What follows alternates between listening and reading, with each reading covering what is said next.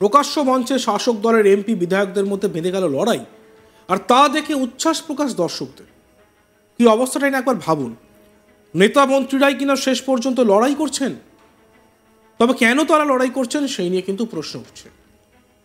যে কথায় আসছিলাম, যে খবর দিচ্ছিলাম আপনাদেরকে, যে প্রকাশ্য মঞ্চে শাসক দলের এমপি বিধায়কদের মধ্যে লেগে গেল লড়াই, বেঁধে গেল লড়াই। শাসক দল অর্থাৎ তৃণমূলের এমপি বিধায়কদের মধ্যে লড়াই, আর তা দেখে উচ্ছ্বাস দর্শকদের। মানে এমপি এমএলএ এরা লড়াই করছেন এবং সেটা থেকে দর্শকরা উচ্ছ্বাস প্রকাশ করছে। কি অবস্থা! নেতা মন্ত্রীরা কিনা শেষ পর্যন্ত লড়াই করছেন। তবে কেন তারা লড়াই করছেন সে নিয়ে প্রশ্ন উঠেছে। আর ঘটনাটি কোথাকার? ঘটনাটি দক্ষিণ 24 পরগনার ভাঙড়ের তারদহ অঞ্চলে। শনিবার সন্ধ্যায় ৭৩তম তারদহ রাস উৎসবের আনুষ্ঠানিক শুভ সূচনা হয়, আর সেখানে উপস্থিত হয়েছিলেন ক্যানিং পূর্বের বিধায়ক শওকত মোল্লা। এছাড়াও সেখানে উপস্থিত ছিলেন যাদবপুর ও জয়নগর লোকসভা কেন্দ্রের সাংসদ সায়নী ঘোষ, প্রতিমা মণ্ডল সহ সোনারপুর উত্তর ও দক্ষিণের বিধায়ক ফেরদাউসি বেগম এবং লাভলি মৈত্ররা। গানের অনুরোধ না আসলেও বিধায়ক সাংসদরা নিজেরাই গান পরিবেশন করেন এবং সকলের মনোরঞ্জন করেন, যা দেখে উচ্ছ্বাস প্রকাশ করেন দর্শকরা। পরে যদিও সঙ্গীত শিল্পী জোজো মঞ্চ মাতিয়ে দেয়। এই প্রসঙ্গে শওকত মোল্লা কি বলছেন শুনবো আমরা। দেখুন, প্রথমে আমি রাস কমিটিকে ধন্যবাদ জানাবো যে দেখতে দেখতে প্রায় ৭৩ বছর এই যে ঐতিহ্যবাহী যে রাস, সেটাকে কন্টিনিউ করতে পেরেছে ওরা। এবং এই রাস উৎসবকে সামনে রেখে যে উৎসাহ, যে উন্মাদনা গোটা ক্যানিং পূর্ব জুড়ে, সোনারপুর জুড়ে বা আশেপাশে এলাকা জুড়ে, এটা আমাদের কাছে অত্যন্ত আনন্দের।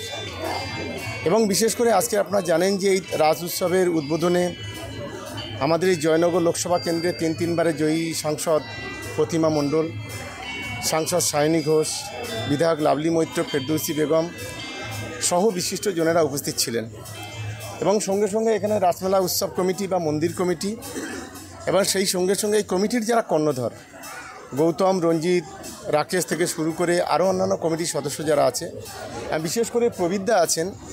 প্রতি বছর এখানে যে থিমটা হয়, কখনো কার্গিল যুদ্ধ থেকে শুরু করে বিভিন্ন ধরনের থিমের আয়োজন করে। তাই আমরা আমাদের লোকসভা বিধানসভার পক্ষ থেকে আমরা তারদার এই উৎসব কমিটিকে আমরা ধন্যবাদ জানাচ্ছি। এবং এই উৎসবকে কেন্দ্র করে হিন্দু মুসলমানের একটা মিলনক্ষেত্র হয়ে উঠুক এবং জাতপাতের ঊর্ধ্বে উঠে, ধর্মবর্ণের ঊর্ধ্বে উঠে আমরা সবাই মানুষ, এটাই হোক আমাদের পরিচয়। এবং এই কর্মকাণ্ডের যারা উদ্যোক্তা, তাদের সকলের প্রতি আমাদের শুভেচ্ছা রইল, ভালোবাসা রইল। সবাই ভালো থাকবে। দেখা গেল আজকের মঞ্চে 3 জন বিধায়ক এমপি তারা দর্শনার্থীদের জন্য গান পরিবেশন করলেন, সেটাও কতটা বাড়তি পাওয়া? সেটা খুবই, একবার সবই ধর্মীয় গান করেছে প্রায়, খুবই ভালো লেগেছে আমাদের। যে বিশেষ করে আমাদের সাংসদরা, আমাদের বিধায়করা সাধারণের দাবি রেখে তাদের যেটুকু বলেছে আমি ধন্যবাদ জানাচ্ছি। আশা করি মানুষ খুবই খুশি হবে। দাদা, বিধায়কের পক্ষ থেকে আজকে 100 জনের উপরে তাদেরকে বস্ত্র দিলেন আজকে। এটা আমাদের দায়িত্ব। দেখুন, এটা আমাদের কর্তব্য করতে হয়। এটা বিধায়কের পক্ষ থেকে, এটা আমাদের সকলের পক্ষ থেকে আমরা দিয়েছি। এটা রাসমেলা কমিটির পক্ষ থেকেই দেওয়া হয়েছে।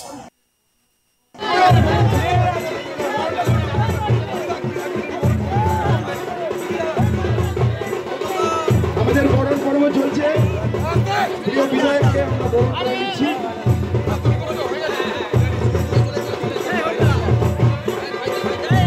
আমাদের দিদি প্রতিমা মণ্ডলের সকল জোরে হাততালি। 2024 রাস উৎসব।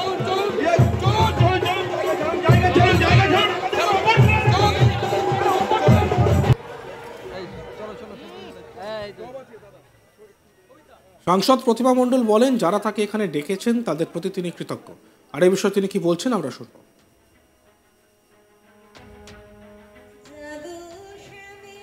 কমিটি যারা আমাকে আমন্ত্রণ করেছে এবং আমার যে বিধায়ক শওকত মোল্লা এবং ভাঙড় 1 নম্বর পঞ্চায়েত সমিতি সভাপতি এখানে ঝর্ণা মণ্ডল আছে, এরা সকলে আমাকে আমন্ত্রণ জানিয়েছে। এদের প্রতি আমি কৃতজ্ঞ, কারণ আমার এই রাস কমিটির রাস উৎসবে ৭৩তম উৎসবে আসার জন্য আমার যারা জনাদেশ দিয়েছে, যারা আমার আশীর্বাদ, শুভেচ্ছা, ভালোবাসা দিয়েছে, তাদের সাথে মিলিত হওয়ার সুযোগ পেলাম। 1 মে ভোট হয়েছে এবং 4 মে আমার রেজাল্ট বেরিয়েছে এবং সেই রেজাল্টে আমি বারবার জিতেছি। এই রাস উৎসবে এসে ভগবানকে প্রণাম করার সাথে সাথে আমার জনতা জনার্দনকে প্রণাম করার সুযোগ পেয়েছি। তার জন্য আমি এদের প্রতি কৃতজ্ঞ। এই রাস উৎসব কমিটির সকল উদ্যোক্তাগণ তারা যেভাবে এই রাস উৎসবকে কেন্দ্র করে মানুষকে মিলনের সুযোগ করে দিয়েছে, এবং সকল ব্যবসায়ী, ছোট বড় মাঝারি ব্যবসায়ীরা, তারাও কিন্তু তাকিয়ে থাকে বছরে কবে এই রাস উৎসব হবে এবং তাদের ঘরে এই উৎসবকে কেন্দ্র করে লক্ষ্মী বসত করবে। তো এই রাস উৎসব কমিটি খুবই ভালো কাজ করেছে।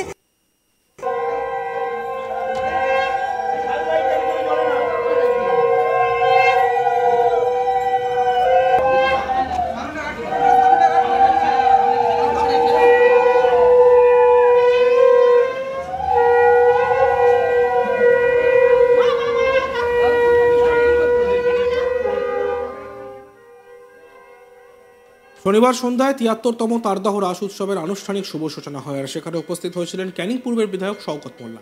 এছাড়াও সেখানে উপস্থিত ছিলেন যাদবপুর ও জয়নগর লোকসভা কেন্দ্রের সাংসদ সায়নী ঘোষ, প্রতিমা মণ্ডল সহ সোনারপুর উত্তর ও দক্ষিণের বিধায়ক ফিরদৌস বেগম, লাভলি মৈত্ররা। গানের অনুরোধ না আসলেও বিধায়ক সাংসদরা নিজেরাই গান পরিবেশন করে সকলের মনোরঞ্জন করেন এবং যা দেখে উচ্ছ্বাস প্রকাশ করেন দর্শকরা। পরে যদিও সঙ্গীত শিল্পী জোজো মঞ্চ মাতিয়ে দেন। আর এই বিষয়ে শওকত মোল্লা কি বলেছেন আমরা শুনবো আরও একবার।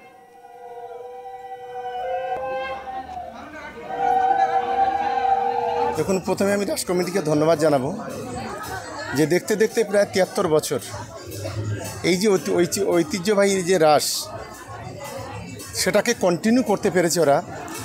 এবং এই রাস উৎসবকে সামনে রেখে যে উৎসাহ, যে উন্মাদনা গোটা ক্যানিং পূর্ব জুড়ে, সোনারপুর জুড়ে বা আশেপাশে এলাকা জুড়ে, এটা আমাদের কাছে অত্যন্ত আনন্দের।